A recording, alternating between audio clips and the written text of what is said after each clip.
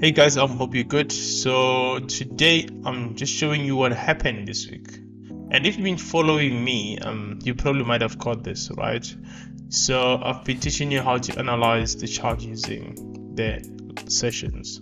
So the trading sessions. Obviously, we've got the London session, we've got the Tokyo session, and we've got the New York sessions. The New York session. Sorry about that. So the New York session include the USD, the CAD, which is Canadian dollar. And then the London session, it's euro and pounds, right? And Swiss francs as well. So and then for Tokyo session, which they mix it with the Sydney, so you've got the New Zealand dollar, you've got Japan yen, you've got the Aussie dollar, Australian dollar. So those are the common ones, right? I think the rest, if you can check on Google, you'll find others, but those are the common ones. And the same thing happened now. Look at Swiss francs and Japan yen, right? Same thing happened. Here, you see, normally try to look at what is common about the trend, right? So which session started the trend, right? So I came here and I look at 4 a.m. 4 a.m. we do not have a session at 4 a.m., right? I ignored it. So for 12, I know at 12, obviously, in my country, obviously depending on which country do you live in, obviously you're gonna see different timing. So in my country, between 12 and 4, I'm looking at the Tokyo session. I'm talking about 12 a.m. until 4 a.m. Those are my Tokyo session, right? This is my Tokyo session I'm looking at. From 4 a.m. to 8 a.m. I'm not doing anything. I'm not looking at anything. From 8 a.m. until 12 p.m. I'm looking at the London session, right? Between the 12 and 4, I'm not looking at anything. From 4 to 8, I'm looking at the New York session, right? So let's start showing. So here the trend started by the Tokyo session. Let's look at it. This 12 o'clock, this bearish candle, this 12 o'clock, right? And I went and I look at here. Sorry. Look at what we have here. Here we've got the New York session, right? So it's a New York session, but when I look at this bullish candle, it's a combination of New York session and the Tokyo session. Look at what this Tokyo session have done to this trend. Since the Tokyo session has started, look at what it did. It pushed the trend up. That's why I draw my other trend line, right? Then I came here. This is my third touch. This is when another Tokyo session rejected. Remember now I've got Tokyo session. I've got third touch for Tokyo session right now. And then on the fourth touch, when I'm looking at it, I can see that, okay, this is the 4 o'clock. This is the 4 o'clock, which means it's a New York session, right? And there's an 8 o'clock as well, which is London session. These are the two sessions, right?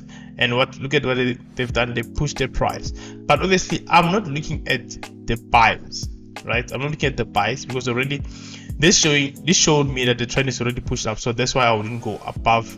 I wouldn't look for the buys. I'm looking for the sells. I'm looking for trend line breakout. But if you are one of those that doesn't only look at trend line breakout, you could have entered here. This is a conference. Now, Tokyo session is showing you a rejection on the trend line that it has started. Once you see this candle, then there's a confirmation. You enter, right? You enter and you take your profit. Maybe right on the last body, if it's gonna be here or it's gonna be here, right? Because obviously the wicks for me, I don't take profit in the wicks. I don't take profit in the wicks. I take profit in the bodies, right? Because sometimes wicks are very quick, especially when there's like a news session, right? So obviously you get a spike, so you don't know what happened, so you have to go dig deeper. So that's why I ignore wicks, because they're a bit difficult to trade to trade around. That's why my take profits are on the bodies, right? Then you come here, you look at this one. This is a combination. Oh, that's the combination of London session and a New York session. And obviously I wouldn't enter this one. Even if it went and pushed up, I wouldn't enter. Why am I not going to enter? Because they did not start the trend. I'm looking for the Tokyo session. And look at this.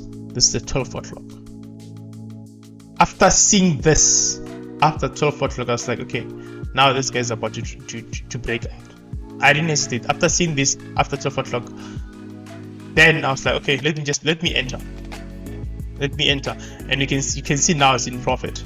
So I'm waiting for it tomorrow, probably at 12 o'clock, probably what you call session.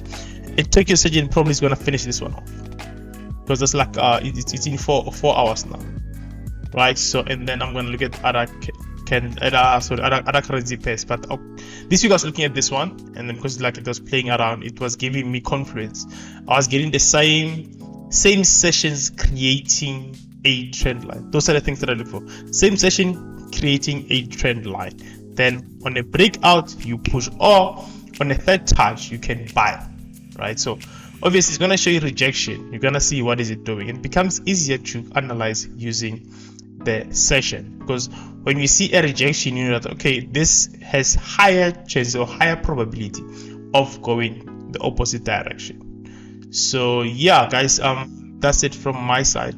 If you are new to this channel, please don't forget to subscribe. Also, please don't forget to leave a comment, guys. If there is any clarity that you want from this strategy, let me know in the comments below, guys. I'll see you in my next video. Thank you, guys.